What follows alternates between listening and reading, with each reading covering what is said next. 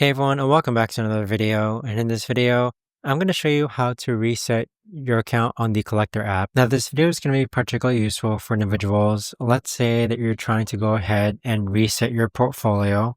Maybe you sold everything and you want to go ahead and start from scratch. How do you actually go ahead and reset your account on the Collectr app? Now, this video is going to be short, sweet, and simple, guys. There's not going to be a lot of steps involved.